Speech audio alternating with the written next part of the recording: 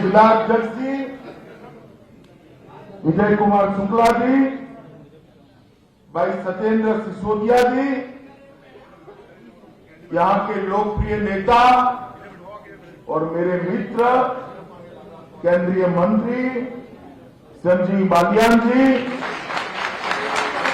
उत्तर प्रदेश के सरकार के कैबिनेट मंत्री और जिन्होंने एक पश्चिमी उत्तर प्रदेश में भारतीय जनता पार्टी की इमारत को एक एक ईंट रखकर गढ़ने का काम किया है, ऐसे हमारे भूपेंद्र चौधरी जी, सदर के विधायक और भावी विधायक कपिल देव अग्रवाल जी,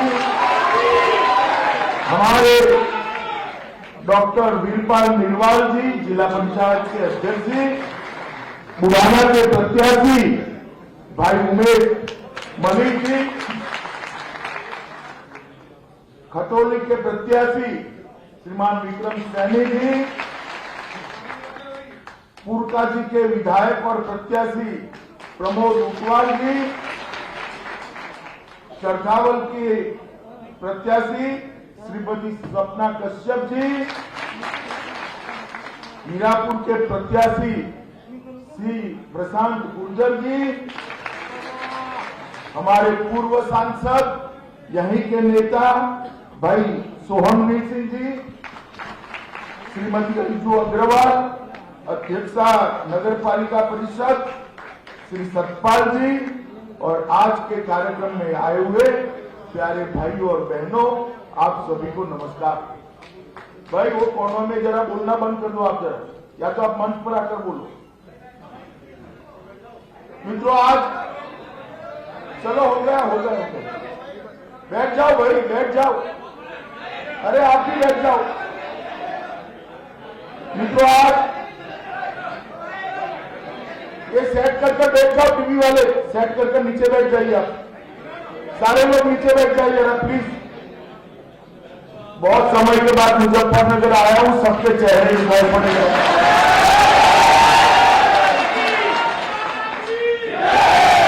मित्रों बहुत समय के बाद मुजफ्फरनगर की एक वीर भूमि पर मैं आया हूं। यहां आकर सबसे पहले महर्षि सुखदेव जी और राजा परीक्षित की ये भूमि को प्रणाम कर मैं मेरी बात की शुरुआत कर।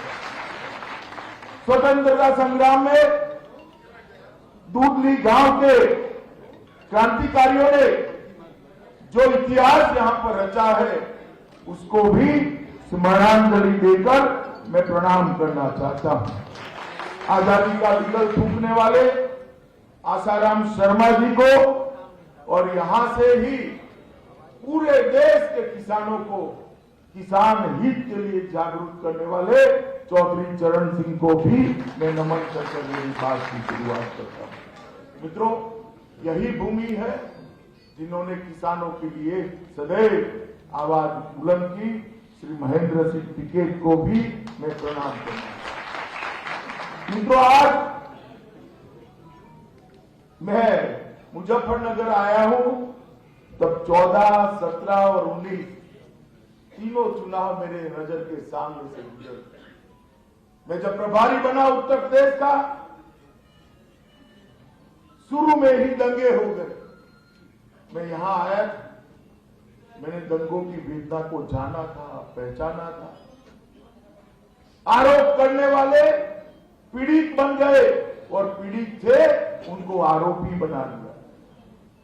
खैर मैं बाद में बात करूंगा, मगर मैं आज भी दंगों की वो पीड़ा को भूला नहीं।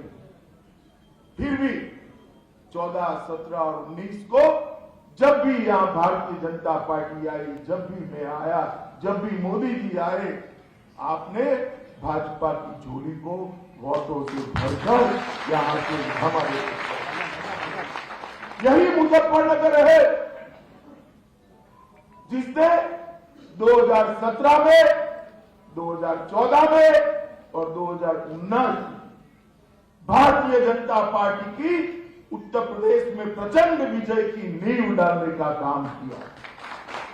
यहीं से लहर उठती है जो काशी तक जाती है और हमारे विरोधियों का सुपड़ा साफ करती है।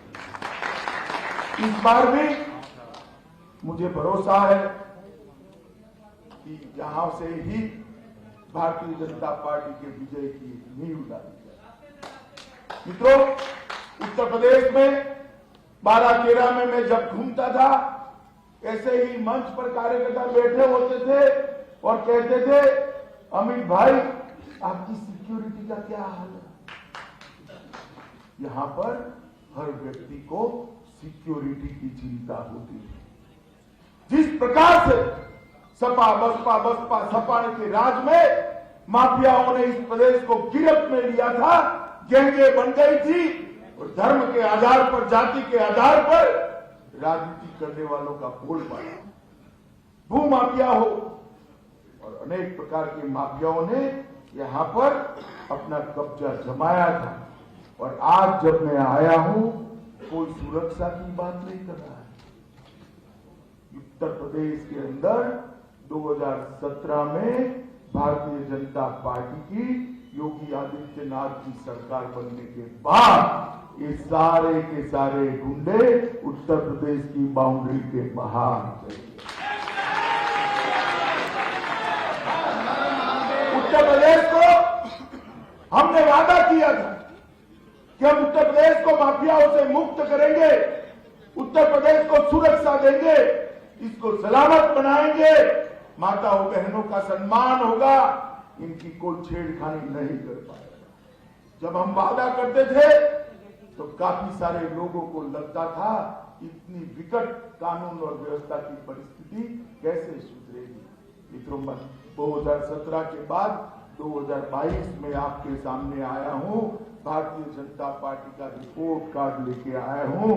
न केवल पश्चिमी उत्तर प्रदेश, पूरे उत्तर प्रदेश से माफियाओं को चुन चुन कर साफ करने का काम योगी आदित्यनाथ ने किया। पहले सपा बसपा ने यहां शासन किया तो बहन जी की पार्टी है, वो आती थी तो एक जाति की बात करती थी, कांग्रेस पार्टी आती थी तो परिवार की बात करती थी, और अखिलेश बाबू आते थे तो गुंडा माफिया और तुष्टीकरण की बात करते थे। आज भारतीय जनता पार्टी के 5 साल हो गए, ना जाति की बात है, ना परिवार की बात है, ना गुंडे माफिया तुष्टीकरण की बात है तो सुरक्षा और विकास की बात है और कोई बात नहीं। और अखिलेश बाबू को मैं सुनता था, कल भी कहकर गए यहां, उनको लाज भी नहीं आती, झूठ भी इतने जोर से बोलते हैं कि कोई सच मान जाता है। उन्होंने कहा कानून और व्यवस्था की परिस्थिति ठीक नहीं है। अखिलेश बाबू, आज सार्वजनिक कार्यक्रम में मैं आंकड़े देने आया हूं, हिम्मत हो तो आपके समय के आंकड़े लेकर कल प्रेस वार्ता करिए।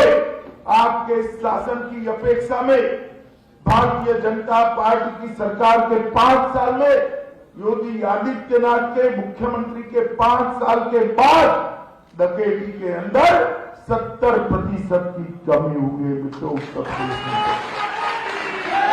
और ये रिकॉर्ड है, लूट के अंदर 69% करीब लूट के अंदर भी 70% की कमी हुई। हत्या के अंदर 30% की कमी हुई है, अपहरण के अंदर 35% की कमी हुई है, और बलात्कार के अंदर भी 30% से ज्यादा कमी हुई है। अखिलेश बाबू, मैंने तो अपना हिसाब दे दिया।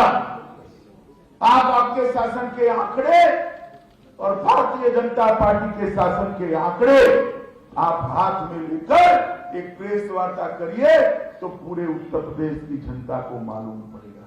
मुझे मालूम है वो नहीं करे, क्योंकि उनके पास बताने को करें। मित्रों, ये वोट जो है ना, वोट लोकतंत्र में अपने मत का अधिकार और मत अपना वोट बहुत बड़ी ताकत रखता है। मैं कबीर साहब का एक दोहा मैंने मथुरा में भी कहा था, यहां पर भी कहना चाहता हूं। कबीर साहब ने बहुत खूब कहा है, कभी लोहा एक है गढ़ने में फेर, ताकि का बख्तर बने ताकि की शमशेर। उत्तर प्रदेश का वोट आपका एक ही है, वो माफिया राज भी ला सकता है और माफिया राज से मुक्ति भी दिला सकता है। अगर सपा बसपा के साथ गया वोट तो फिर से जातिवाद की बात आएगी, फिर से माफियाओं का राज आएगा। अगर गया वोट भारतीय जनता पार्टी के पास तो मोदी जी के नेतृत्व में उत्तर प्रदेश देश का नंबर 1 राज्य बनेगा। मित्रों, उत्तर प्रदेश देश का नंबर। मित्रों, मुजफ्फरनगर के दंगे जिस प्रकार से वोट बैंक को ध्यान में रखकर दंगों में पुलिस ने कार्रवाई की, ऐसा पूरे देश में कहीं पर नहीं। जो पीड़ित थे उनको आरोपी बना दिया, जो आरोपी थे उनको पीड़ित बना, और हजारों केस, फर्जी केस दर्ज करने का काम किया है। मैं तो संजीव बालियान के नेतृत्व में भारतीय जनता पार्टी के संगठन को बहुत बधाई देना चाहता हूं कि फर्जी केस के सामने उन्होंने न्याय की लड़ाई लड़ी। चाहे अदालत में लड़नी पड़ी हो, चाहे रोड पर लड़नी पड़ी हो, और दंगों के समय भारतीय जनता पार्टी दंगों के पीड़ितों के साथ चट्टान की तरह खड़ी। मैं आज भी मुजफ्फरनगर की जनता को पूछना चाहता हूं, पूरे पश्चिमी उत्तर प्रदेश की जनता को पूछने आया, यहां से लेकर सहारनपुर की जनता को पूछने आया कि आप भूले हैं क्या दंगे? जरा बोलिए जोर से, भूले हैं क्या? भूले हैं? नहीं तो फिर से अगर वोट देने में गलती कर दी तो वही दंगे कराने वाले फिर से लखनऊ की गद्दी पर बैठ जाए। अगर कमल चुना तो दंगे नहीं होंगे। हमारे शासन में उत्तर प्रदेश के अंदर एक भी बड़ा दंगा नहीं हुआ। दंगा करने वाले जैल की सलाखों के पीछे। मित्रों, जिस प्रकार से भारतीय जनता पार्टी ने शासन किया है, इससे हमारी बात इस सही निकली है कि हमने यहां पर कानून का राज स्थापित किया है। मित्रों, अभी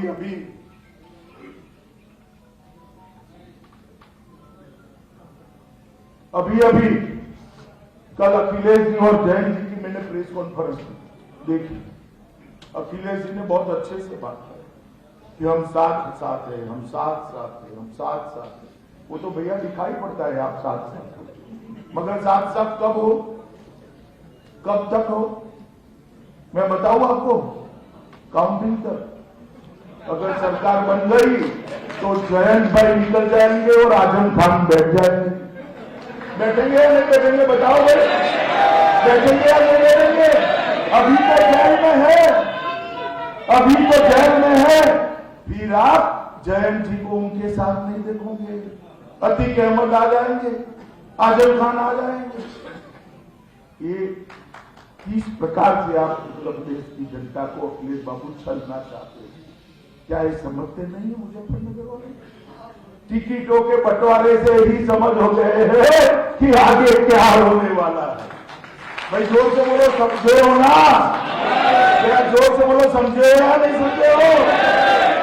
आपको यहाँ किसी को मुगालते में लेने की जरूरत नहीं है। सब लोग सब कुछ समझते हैं कि काउंटिंग के बाद अगर आपकी सरकार हुई तो क्या।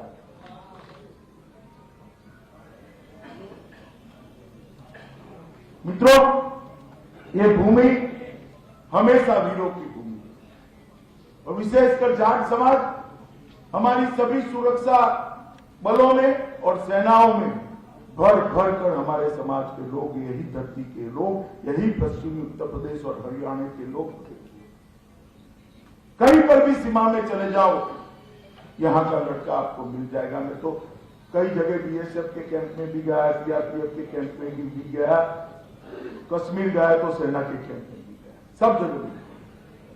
तो ये वीरों की हमेशा यहां पर देश की सुरक्षा के लिए जान देने वाले लोगों ने कभी पीछे मुड़कर नहीं। और भारतीय जनता पार्टी भी देश की सुरक्षा को प्राथमिकता पर रखने वाली पार्टी। 10 साल तक सोनिया मनमोहन की सरकार थी। याद है ना सरकार? याद है या नहीं है? जोर से बोलो। वो सरकार अकेली नहीं थी, सपा और बसपा का समर्थन था उनको। सपा ने भी समर्थन दिया था, बसपा ने भी समर्थन दिया था। 10 साल देश में शासन किया इन्होंने। 10 साल तक देश की सरहदों को, सरहद के उस पार से पाक प्रेरित आतंकवादी आलिया मालिया जमालिया आते थे, देश में घुस जाते थे, हमारे जवानों का सर काटते थे और पैरों से अपमानित थे। अरे दिल्ली के दरबार में जो नेतृत्व बैठा था, ये सपा बसपा कांग्रेस का नेतृत्व, उनके माथे पर जू नहीं रहे, वोट बैंक की लालच में उठ नहीं करते। बदला लेने की तो बात छोड़ो, आपने कृपा कर दी 2014 में मोदी जी प्रधानमंत्री बन गए। प्रधानमंत्री बनने के बाद पाक प्रेरित आतंकवादियों को लगा कि ये सब अभी भी हम कर सकते हैं,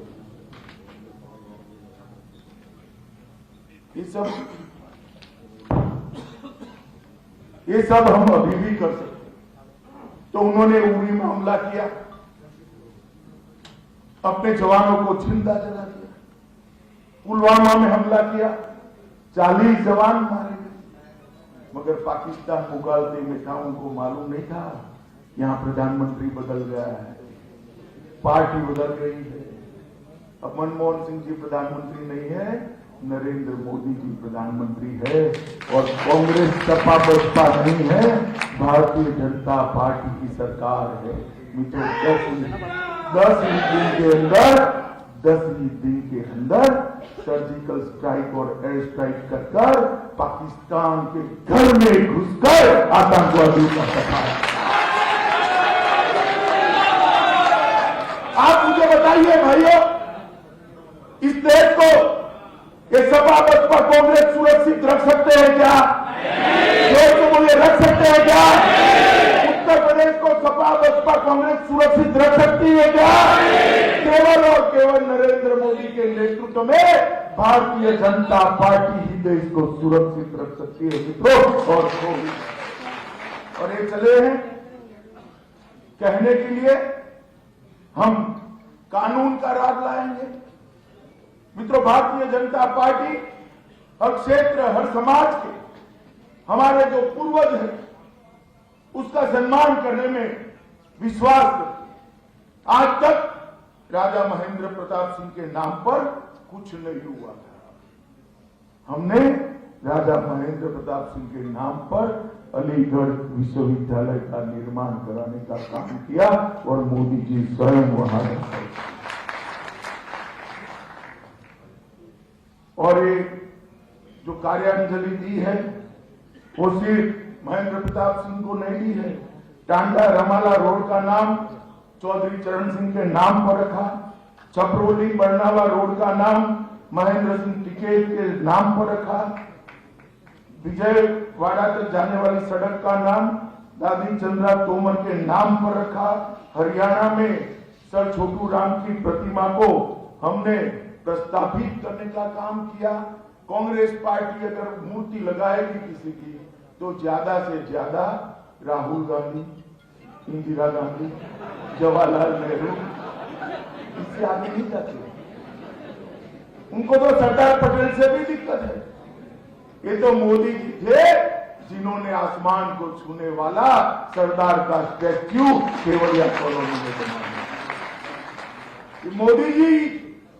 मोदी जी ने सरदार पटेल को सम्मान देने का काम किया और मोदी जी है जिन्होंने यूनियन में सुभाष बाबू के पुतले को लगाने का संकल्प इस 23 जनवरी, जिन्होंने देश के लिए, समाज के लिए योगदान किया है।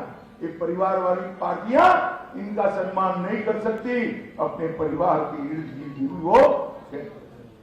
कल बात करते थे किसान की। अखिलेश भाई, आपका और सपा का 10 साल सरकार रहा, पुरानी छोड़ दीजिए, विशुद्ध सरकार 10 साल रही। किसानों के लिए आपने क्या किया जरा लेकर आइए। हम पूछना चाहते हैं, नरेंद्र मोदी जी ने उत्तर प्रदेश के, सिर्फ उत्तर प्रदेश के अंदर 2 करोड़ 53 लाख 58,000 किसानों को 37,800 करोड़ रुपया प्रति साल 6,000 के हिसाब से बैंक अकाउंट में डायरेक्ट भेजने का काम किया है।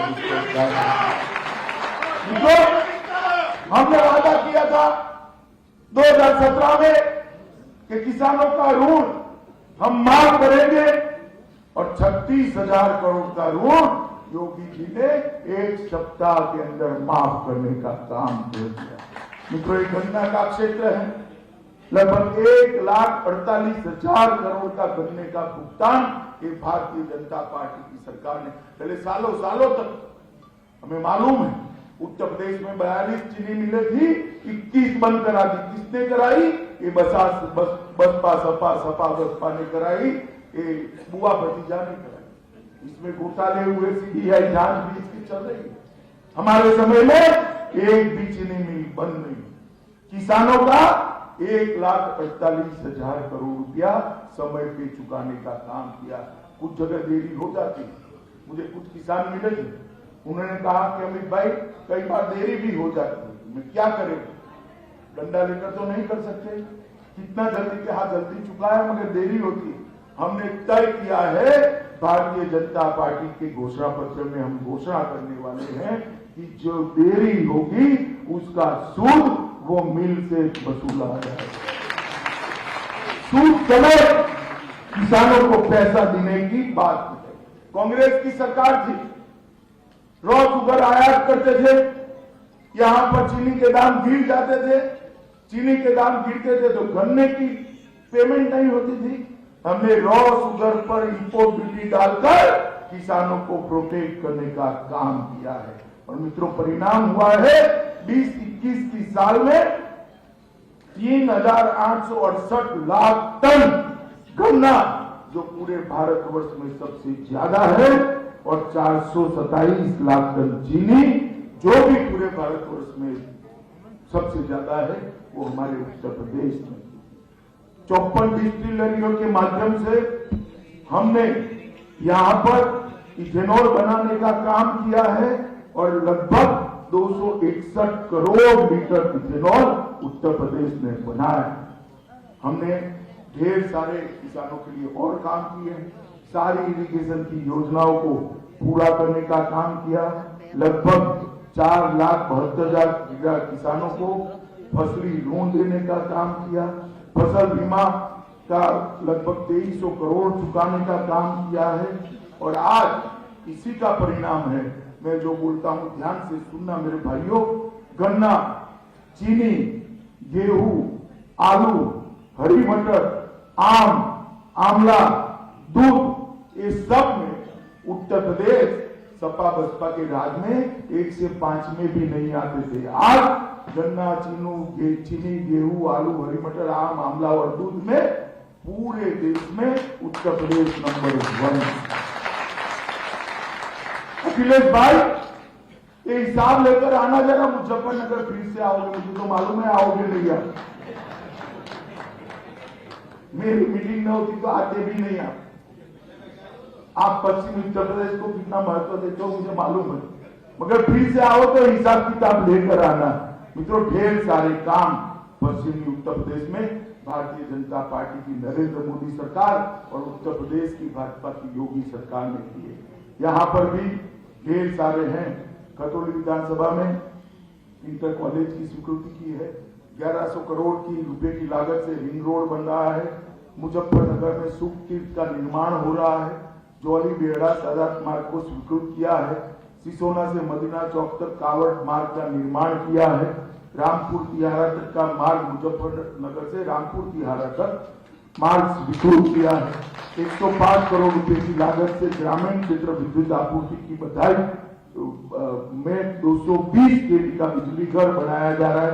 ढेर सारा काम किया है। मित्रों, ऑक्सीजन कॉन्सेंट्रेटर, ऑक्सीजन का उत्पादन के लिए भी इकाइयां लगी जा रही है। और मित्रों, मैं एक बात कहता हूं, आप मुजफ्फरनगर शहर और आसपास से आए हैं, मुझे बताओ भैया, बिजली रानी पहले आपके घर में 24 घंटा रहती थी क्या?